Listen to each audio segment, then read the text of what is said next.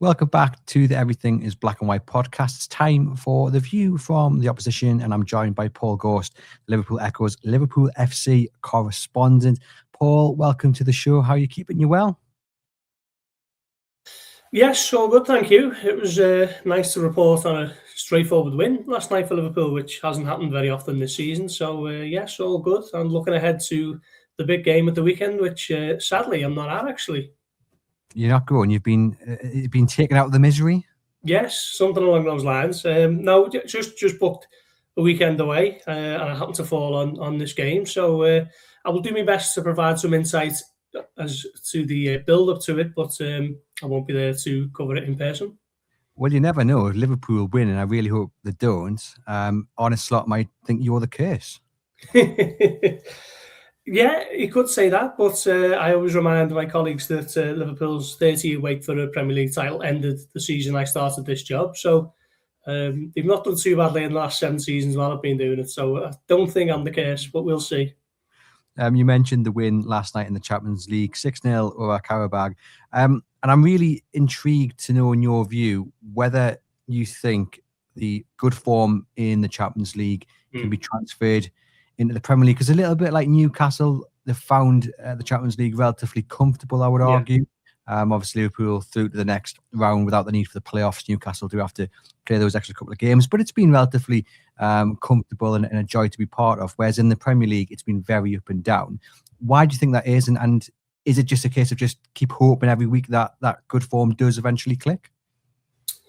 Do you know what? I think the best way to answer this would be to refer to Anthony Gordon's answer in the pre-match press conference before the Paris Saint-Germain game. He opened up really eloquently on the differences between the Premier League and the Champions League at the moment, and there does seem to be a bit of a widening gap in the styles of football between what happens on the continent and what happens domestically. It's all about long throws, physicality, set pieces, second balls, and Liverpool just haven't been able to handle that at all. I go back to the Brentford game in October, and I think Arne Slot said after the game that they'd worked on defending long throws all game, and they conceded off a long throw after about 3 or 4 minutes. You look at how they lost the game at Bournemouth on Saturday. Again, it's a long throw into the box, a scrappy goal, and they lose 3-2, having fought from 2 goals down. So they just haven't really been able to handle the changing of the landscape at the top end of the game, really, in the Premier League. In Europe, they're absolutely fine. They kept clean sheets at Marseille, at Inter.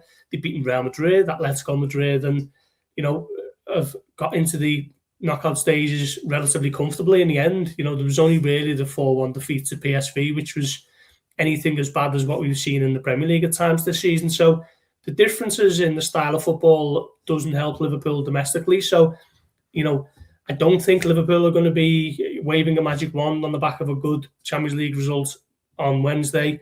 Ditto from last week when they beat Marseille 3-0. They go to Bournemouth and they're 2-0 down after, half an hour or so. So, yeah, it's.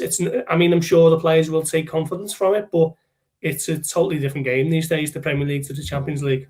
So is it a style thing, you think, of the opposition and so-called, lesser teams, for want of a better phrase, rather than a mentality and confidence? Or is there an issue with Liverpool's confidence at the moment in the Premier League, do you think? Yeah, I mean, the confidence has taken a hit through the bad results. They lost 9 in 12 between the end of September and November, which is remarkable, really, for a club of Liverpool's stature. And even when they'd gone on a 13-game unbeaten run, it was relatively uninspired. I think there was 6 draws in there, and they haven't won a Premier League game in 2026. And we're going to be clocking into February as of, Monday. So it's been a really tough time. Confidence has taken a knock. Injuries haven't helped, but also as well, they just look so drab in places, unable to create at the sort of volume that you'd expect, a club of Liverpool to be able to do. So it's almost been a bit of a perfect storm for Arne Slot this season in terms of, the negatives, and it's a real dogfight now for them to finish inside the top 4. A few weeks ago, I was of the belief that they might just sort of lurch into that top 4 relatively comfortable without pulling up any trees, but the defeat to Bournemouth, coupled with the victories for Chelsea and United last weekend, means that the fight is on now, and 2 into 3, 3 into 2 won't go. And Liverpool at the moment are sort of bottom of that mini table with Chelsea and United. And you mentioned there the results in January: 4 draws, 1 defeat. And I'm looking at the draws against Leeds and against Burnley.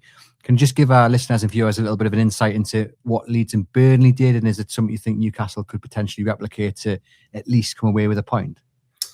They just defended in numbers. They had something to hold on to, and they did that. And, the 0-0 draw with Leeds on New Year's Day was just so drab. Liverpool could probably still be playing now and wouldn't have been able to have broken Leeds down. It really was just, so poor. And then the game against Burnley, they were slightly better.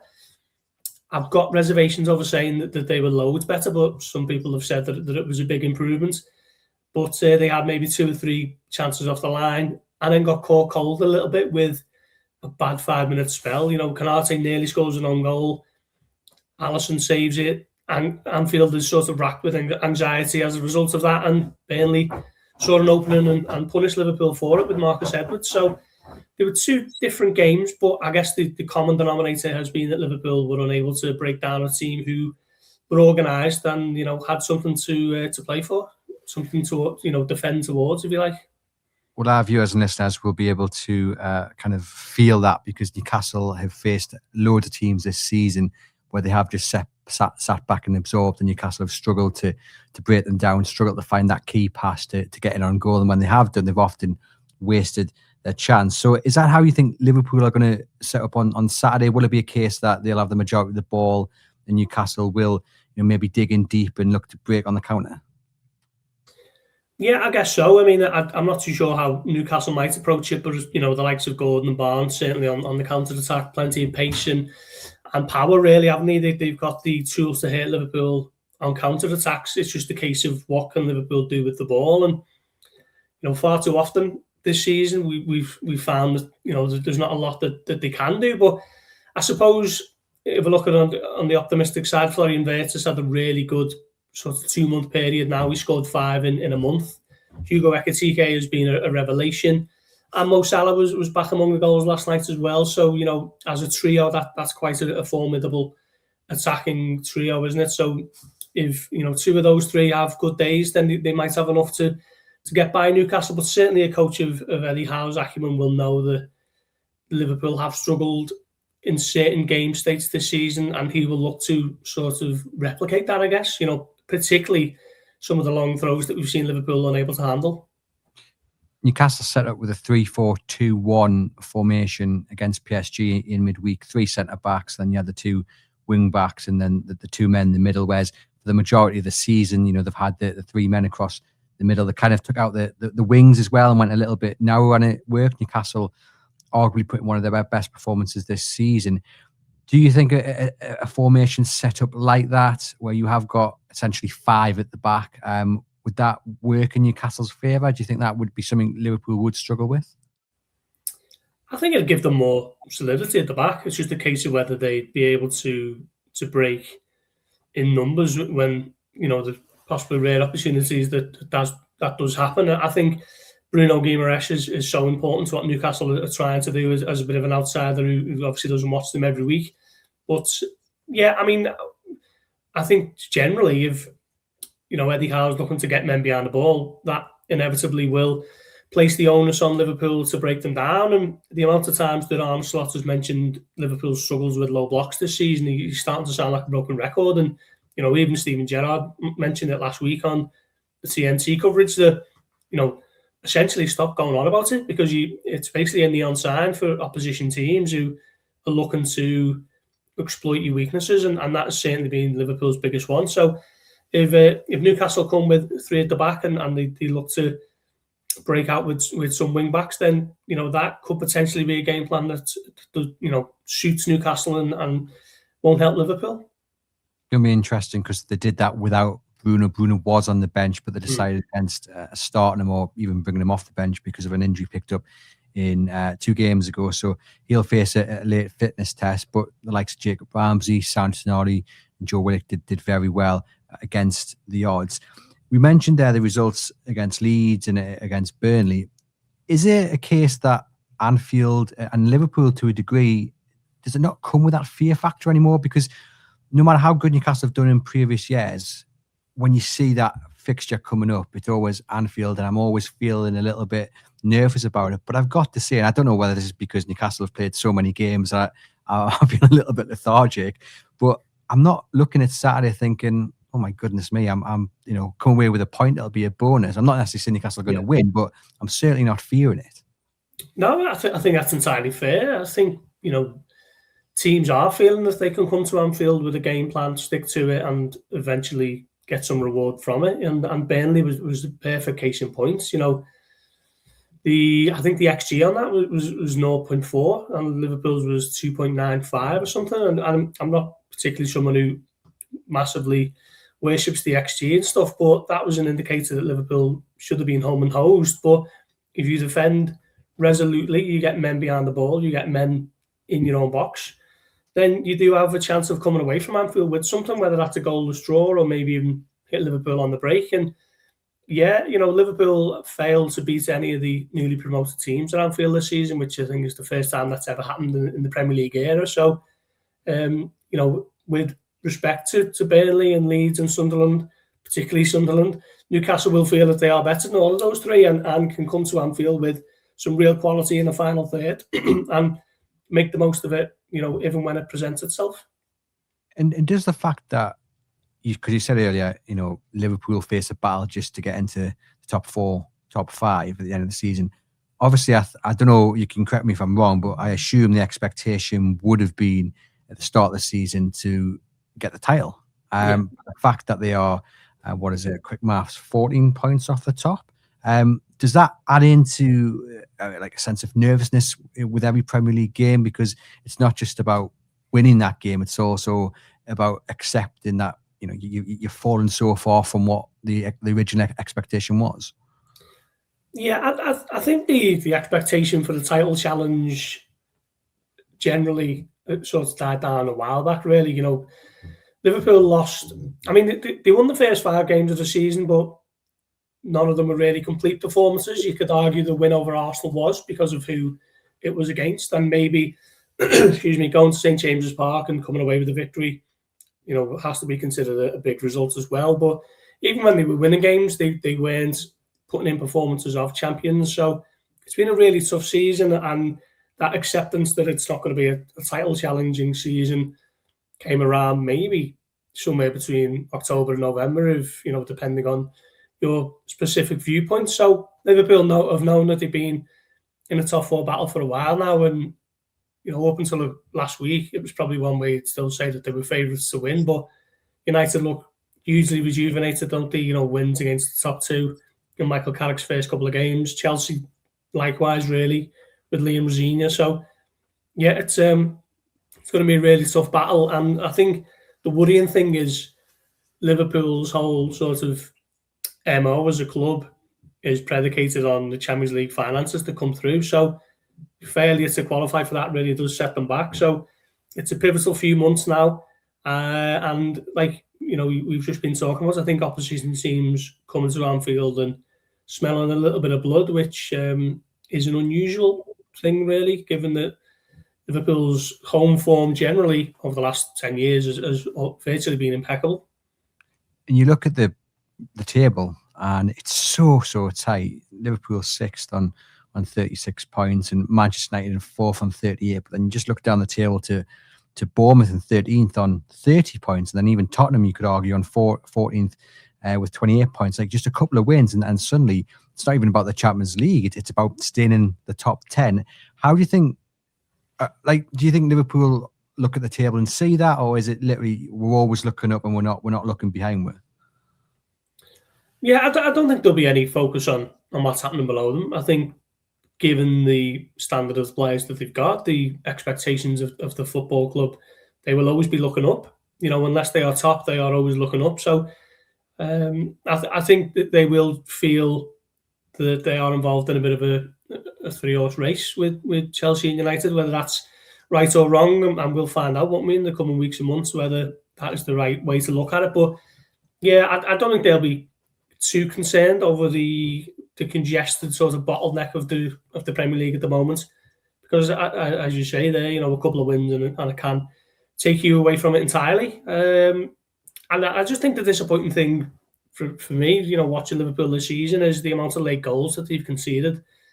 You know, in so many games that involved, you know, we look at that game at St James's Park on August Bank Holiday, the winning goal scored in the 100th minute. You know, that's generally been how Liverpool's season has gone. They are being made to play every minute of every game, and that inevitably has a knock-on effect on fitness levels, on energy, and that's, you know, almost a bit of a self-fulfilling prophecy where they're conceding these late goals because they're shattered, essentially. You know, had they not conceded 5 times in stoppage time, they'd have 9 more points, which would put them round about Aston Villa's level in 3rd. So that has been a real sort of Achilles heel for this season, and that's why they found themselves in what is now looking like a bit of a mess.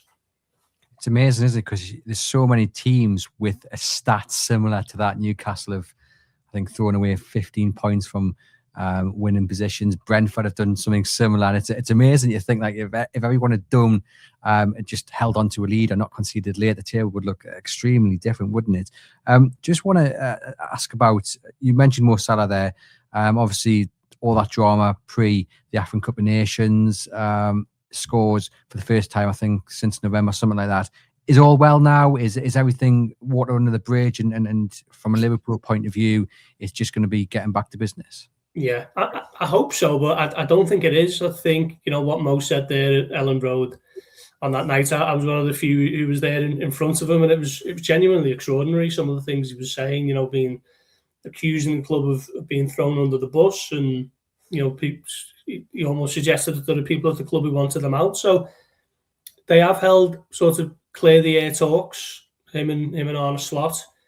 He's apologised to his teammates, but not in a way that was almost like he knew that he was out of line. It was almost like an apology for creating the sort of news cycle more than anything else, going off what something Curtis Jones said recently. So I still think it's there, just sort of uneasily underlying. And, you know, I think we might get to the end of the season and there could be some real speculation over what happens next with regards to Mo Salah. And talk to us as well, just briefly, about the injuries. Obviously, we had Frimpong coming off in the Champions League, and you know, a fantastic player, but he's suffered with injuries this season, and it must be heartbreaking for Liverpool fans to see such a good player constantly back in the physio's room. I mean, how big of a blow to lose him is that? Yeah, it's tough. I mean, Liverpool have struggled with injuries for a lot of the season, and you look at it now, Isak is out. I mean, we're not really sure when he's out. We were told it was a broken leg, which sounds incredibly serious, but then there's talk of maybe March time he'd be back. If Liverpool have still got something to play for around that time, then, you know, he will be welcomed back with open arms. We could still have a big part to play, but someone like Conor Bradley, his season is over. Sadly, Joe Gomez, you can never truly rely on him for a prolonged spell in the side. And Ibrahim Konate has missed the last couple of games on compassionate leave. So, you know, they have had some issues. Jeremy Frimpong, we're waiting to see what the latest is with him.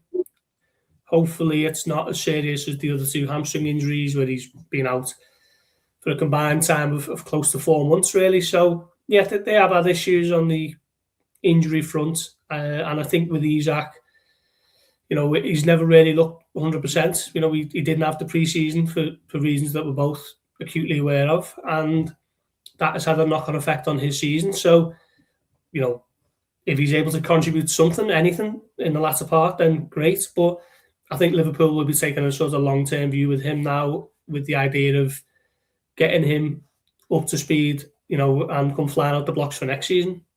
We've got 18 minutes into the episode without mentioning his name. Going.